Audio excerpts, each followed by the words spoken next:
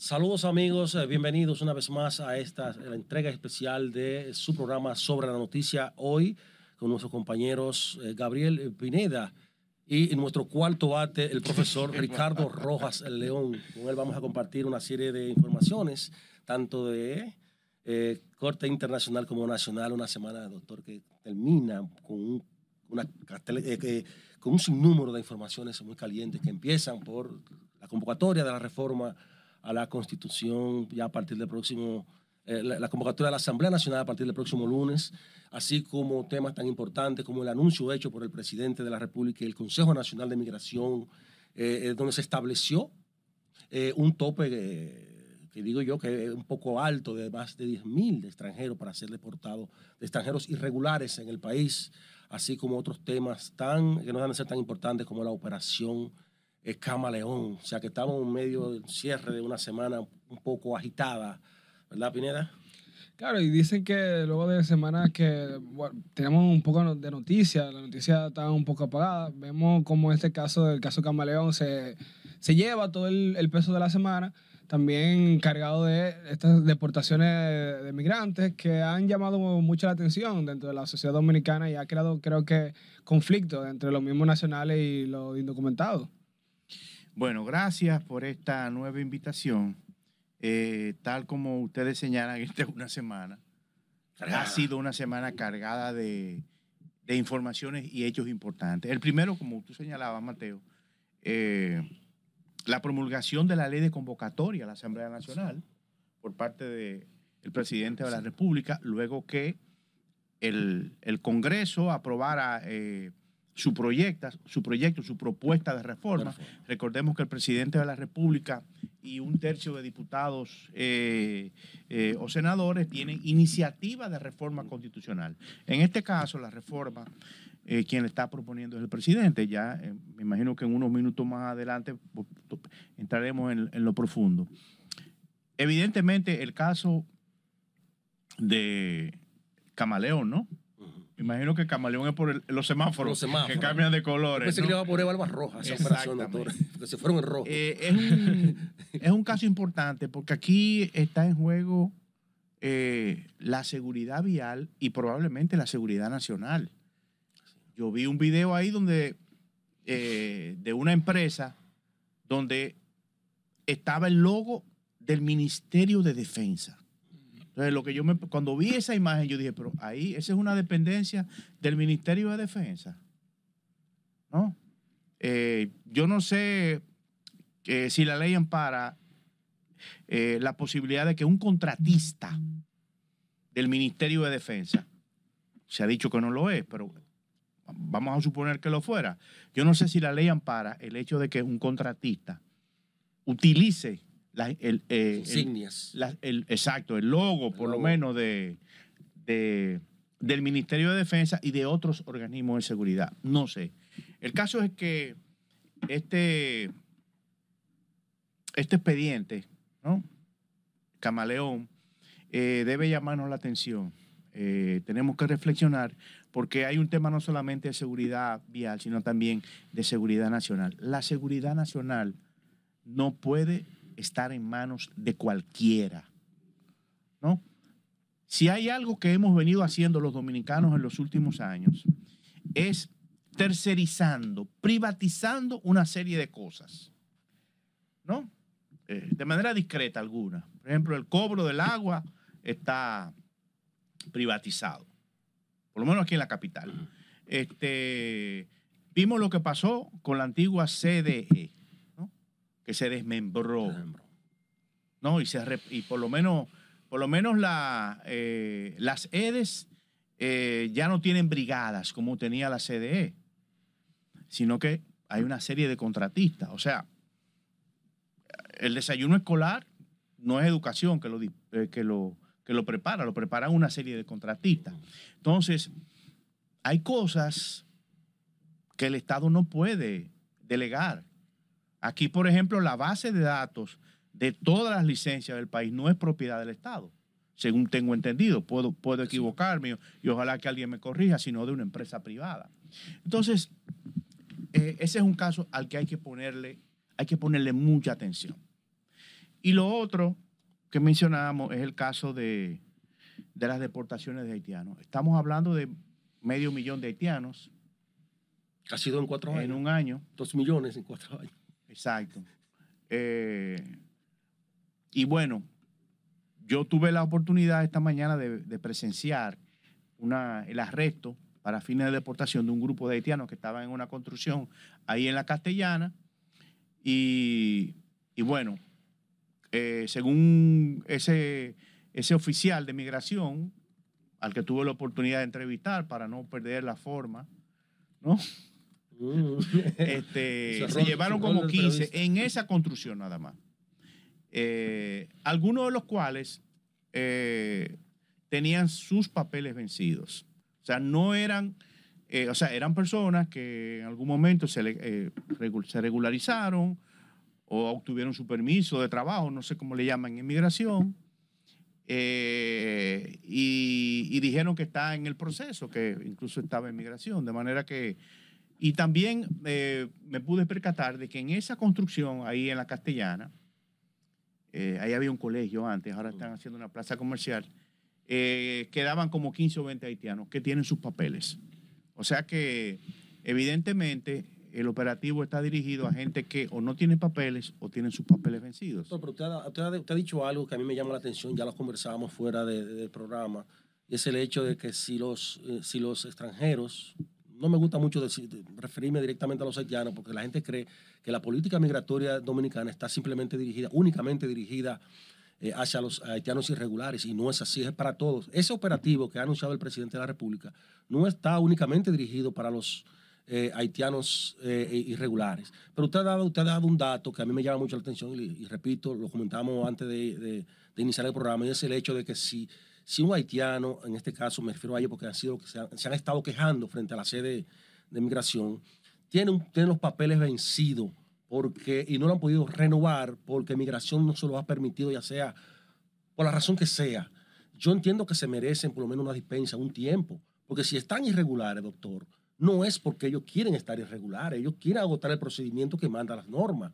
Entonces yo creo que en esa parte lo que estamos es alimentando el morbo, dándole balas a los francotiradores que viven cuestionando la política migratoria del país. Sí, bueno, yo confío en que el nuevo director de migración, el vicealmirante Lee Ballester, tomará cartas en ese asunto, ¿no? Y la verdad es que si como se ha dicho, hay muchos haitianos que están esperando la revalidación, ¿no?, de sus papeles, para hablar en sentido general, lo lógico es que eso sea expedito, claro, que no tarde mucho, porque al final es una mano de obra que viene a trabajar a República Dominicana y hay, digamos que una parte de la economía dominicana es funcional a esa mano de obra, depende de esa mano de obra, como es el caso básicamente de construcción, pero también como es el caso de la agricultura. Sí, ciertamente el sector de los bananeros se quejaban de que necesitaban alrededor de 250,000 haitianos para que su negocio funcione, y ahí vemos la importancia en este sector. Y algo que me parecía sumamente importante destacar, que si hoy en día tenemos esa meta a tope de 10,000 deportaciones semanales, es analizar cómo llegamos a esta situación y llegar a los inicios de este asunto, atacar de raíz el problema más allá de intentar resolver ahora sobre la marcha, que es lo que me parece importante que debe tener en cuenta migración en este caso. Mira, yo creo que el presidente de la República lo esperó mucho para tomar este tipo de decisión, una decisión valiente, porque hay que saber que cuando nosotros tocamos los temas migratorios, los ojos del mundo se dirigen hacia nosotros, y casi siempre para convertir a Haití en una víctima, a pesar de que nosotros estamos actuando sobre la base de las normas, de la soberanía que como Estado pues, nos permite tomar este tipo de decisiones. Sin embargo, doctor, yo creo que en este tema tan delicado debemos tener cuidado, sobre todo en el procedimiento, porque en este mundo ya globalizado, donde el Estado de Derecho pues se le reclama no solamente, se le reclama a todo el mundo por igual. De hecho somos parte del universo, de esa coctelera internacional, pues tanto la forma tiene que ver mucho con el fondo, doctor. O sea, el Estado de Derecho debe ser cuidado. Y cuando tú me colocas al frente de migración para iniciar una operación a gran escala como esta, a mí me preocupa un poco, porque yo conozco un poco a Lee Ballester, además de que es un hombre correcto, es un hombre de la línea dura de la Armada Dominicana, con todo lo que eso implica. Yo creo, hasta donde no sé si pudiera equivocar más adelante, que con Lee Ballester los macuteos se van a acabar. ¿Pero a qué precio? Definitivamente. ¿Qué precio? Yo lo que estimo y espero, doctor, es que Lee Ballester, esa resiedumbre que lo ha caracterizado, él sepa que tiene que administrarla ahí, porque, oiga, está sobre un anafe. Ahí no basta, doctor, simplemente con uno cumplir con la ley. A veces tú cumples con la ley y como quiera te vas al carajo. Porque mire, yo sé que el anterior director trató de hacerlo bien, pero hay sectores muy poderosos, que parece ser que ya el presidente decidió trazar la línea de Pizarro, romper por el centro, y no solo que se acabe el macuteo, sino también de iniciar esas deportaciones masivas que ha estado demandando la sociedad. Sí, yo pienso que la decisión del presidente y del Consejo Nacional de Migración, ¿no? Es una decisión correcta. Realmente hay un exceso de migrantes haitianos en la República Dominicana, un porcentaje de los cuales no se sabe, es ilegal. Y no solamente haitianos, probablemente haya chinos también. Chinos. En el caso de los venezolanos. Venezolanos. Pero bueno, el caso es que, como tú decías, lo importante es que se cumpla la ley, se respeten los derechos humanos, y en el caso de los trabajadores haitianos que en algún momento vinieron al país con algún tipo de documentos que se le han vencido, ¿no? Que se tome eso en cuenta y que se le dé, que sus casos se agilicen. Así es. ¿Entiendes? Que sus casos se agilicen para ver cómo este proceso afecta lo menos posible la economía. Así es. El gobierno haitiano se pronunció de ayer pidiendo que se respete el derecho de los haitianos. Estamos de acuerdo. Y se están respetando. Pero respetando primero la Constitución Dominicana y el derecho soberano que tiene el pueblo dominicano de decidir quién es dominicano, quién entra y quién sale de su territorio. Vámonos a una pausa y más adelante volveremos con otros detalles y otras informaciones. Estamos de vuelta en nuestro podcast de Sobre la Noticia. Recuerden que pueden escuchar la retransmisión a través de RNN2, canal 67, a las 6 de la tarde y también a las 11 de la noche. Y a través de nuestras redes sociales, de nuestro canal de YouTube y algunos cortecitos que subimos a través de las redes sociales como Instagram, Twitter y Facebook. Veníamos comentando sobre el llamamiento a la Asamblea Nacional el lunes para conocer lo que viene siendo la nueva reforma constitucional. Aquí hay un tema de suma importancia con algunas medidas que el presidente había propuesto en su principio. Aquí el presidente de la Asamblea, Ricardo de los Santos, hacía llamamiento hacia conocer cuáles son las mejoras que se le podrían hacer y los debates que se harán el lunes de la Asamblea Nacional. Ya a partir del lunes ya entramos en lo que llamamos la parte final o la parte más pesada de la reforma constitucional, pues se entran los debates de la iniciativa que emanó del Poder Ejecutivo. Ya el doctor decía en principio que tienen esa capacidad, tanto el Congreso, una tercera parte del Congreso. Sí, la potestad de convocatoria. Sí, una tercera parte de diputados o senadores y el presidente la iniciativa de reforma. Doctor, ¿se agotaron todos los procedimientos legales pertinentes ya para llegar a este punto, doctor? ¿Usted cree que ya eso se agotó? Sí, ¿Se claro, discutió? Absolutamente. O sea, estamos conscientes. El procedimiento, el proceso de reforma o procedimiento de reforma, como algunos le dicen, comienza con el depósito, o comenzó en este caso, con el depósito en el Congreso Nacional del proyecto de ley de reforma, ¿no? Ley de convocatoria para la reforma, ley que proclama la necesidad de la reforma. Se creó una comisión bicameral donde había una gran cantidad de diputados y otra cantidad importante de senadores de todos los partidos políticos. Nosotros incluso tuvimos la oportunidad de ir a fijar o a externar algunos criterios en relación con los principales puntos de la propuesta del presidente y bueno, se sometió a cada hemiciclo y fue aprobado, se declaró de urgencia, como era de esperarse, se envió al Poder Ejecutivo y se promulgó la ley. ¿Se cuidó el principio de legalidad? No, absolutamente. Absolutamente. Doctor, las propuestas que ya se comienzan a debatir a partir del lunes, 5 de ellas, una adicional, una que adicionó el Congreso Nacional, en la que se propone que se lleve al Consejo Nacional de la Magistratura pues la presidencia del Tribunal Constitucional, algo que yo comparto totalmente. O sea, justifica, o sea, a partir de ahora, ¿qué procede, doctor? ¿Cuáles son las expectativas que tiene usted como conocedor de la materia? Bueno, las expectativas que se tienen en sentido general es que esta reforma, esta discusión de la reforma tome alrededor de semana y media, 2 semanas, porque como ustedes saben, entre una lectura y la otra, ¿no? Debe mediar un lapso de 5 días. Es decir, si la Asamblea Nacional se reúne la semana próxima, ¿no? Discute el lunes, hace un receso y el martes aprueba, entonces tienen que transcurrir 5 días para la segunda lectura de los artículos que se están discutiendo.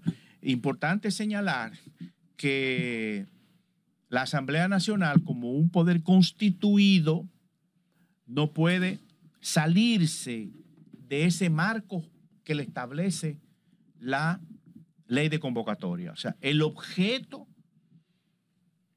de trabajo de la Asamblea Nacional Revisora está dado por la ley que fue publicada por el Poder Ejecutivo. No pueden salirse de ahí. No pueden estar o no de acuerdo con algún tema, pueden resolver algo distinto, pero dentro del tema. Dentro del tema. No, por ejemplo. Dentro de los 5 puntos establecidos ya. Exactamente. Por ejemplo, el Poder Ejecutivo está proponiendo 2 años de inamovilidad para el Procurador General de la República. La Asamblea puede perfectamente decidir que sean 4 o que sean 6. Okay. O que no sean. Okay. O que no sean, ¿entiendes? Sí, porque bajo ese procedimiento... Lo que no puede es traer otro tema distinto. Y bueno, lo mismo con el resto de los temas.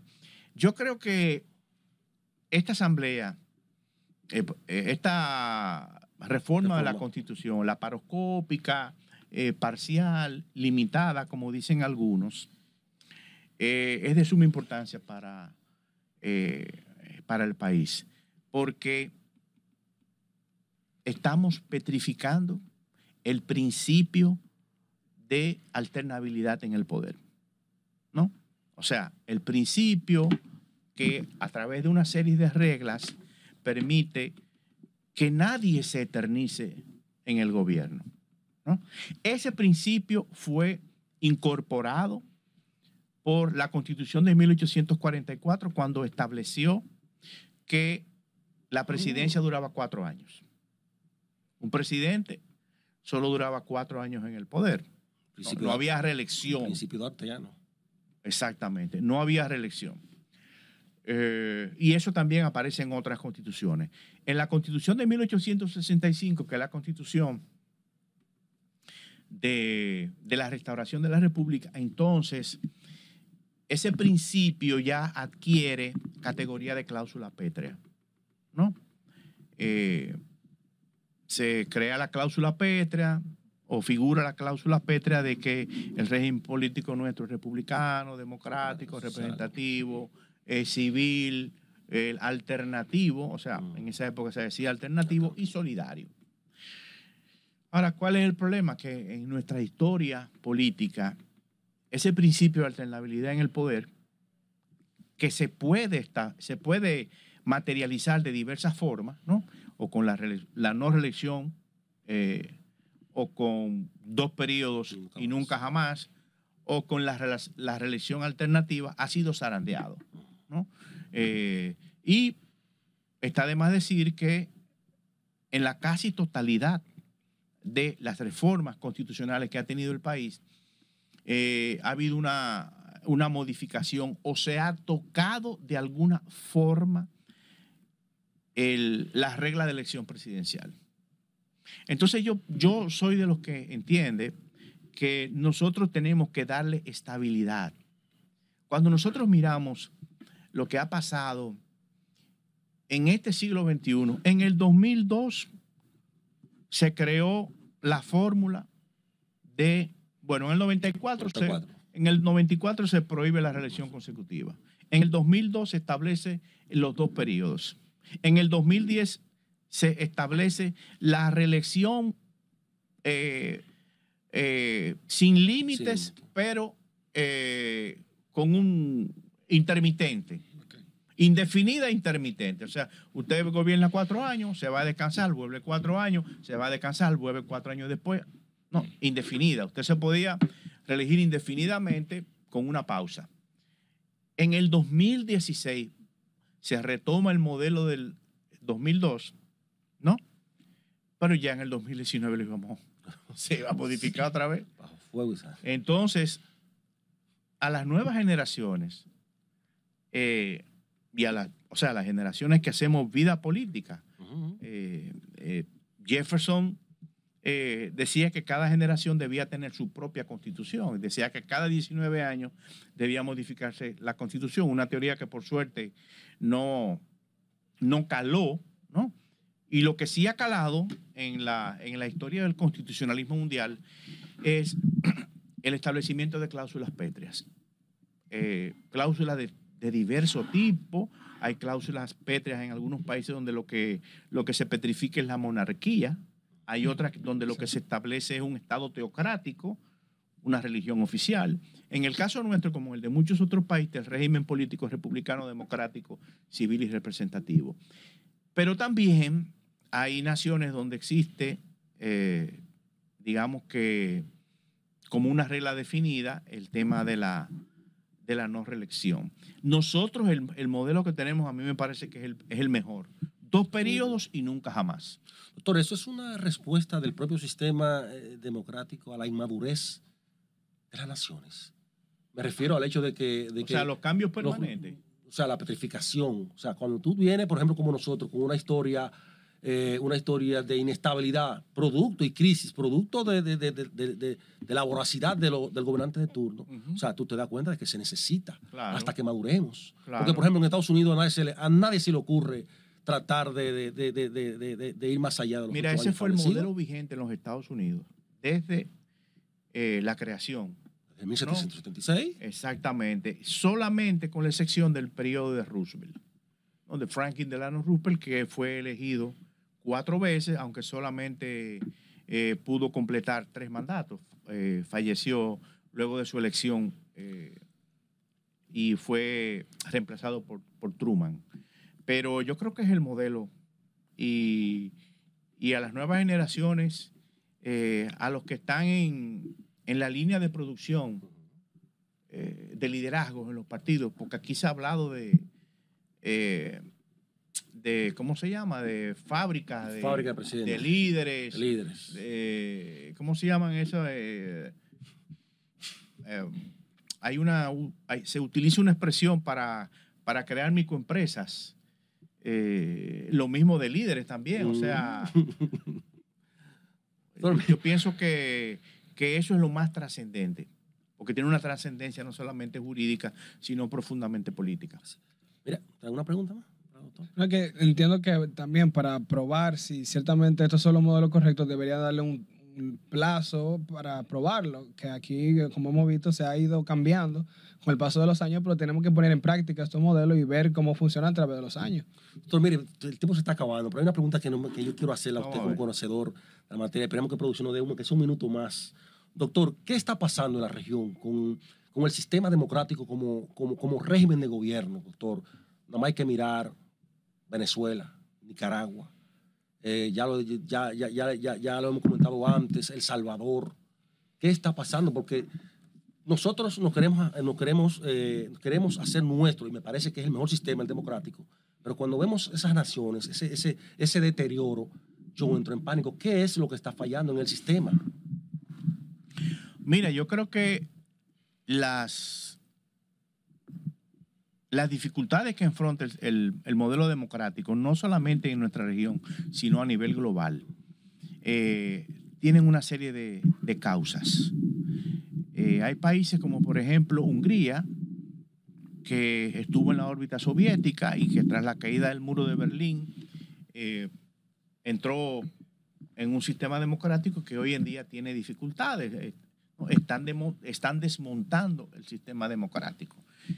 Hay evidentemente un embate importante, una ofensiva populista de distintos signos, tanto de izquierda como de derecha, o de supuesta izquierda, y de derecha y de ultraderecha en todas partes del mundo, y eso entonces está minando algunos esquemas democráticos. Fíjate lo que acaba de pasar en México. El presidente saliente, que tiene un control absoluto, o tenía un control absoluto del Congreso, ha propuesto una reforma para desmantelar la independencia del Poder Judicial.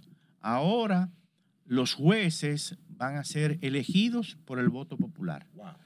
Entonces, ¿qué experimento social? Entonces, eso querrá decir que los partidos que tengan algún tipo de mayoría en los diferentes estados mexicanos serán los que controlarán la justicia. Y sobre todo, doctora, hay que estar claro. El que tenga más dinero será el que va a... Bueno, en Sinaloa yo creo que... el cartel se va a imponer. Exactamente. Que los jueces harán campaña. No, tendrán que hacer campaña. Aquí en San Juan... Bueno, los candidatos a jueces van a tener que hacer campaña. Si eso ocurriera aquí, usted supiera ya claramente quién ganaría en San Juan. Pero nada, señores, se nos acabó el tiempo. Gracias, doctor, por sus explicaciones. Gracias a ustedes. Pineda, por acompañarnos en esta entrega de Sobre la Noticia. Será pues hasta el próximo lunes, si Dios y Nicole lo permiten. Hasta la próxima.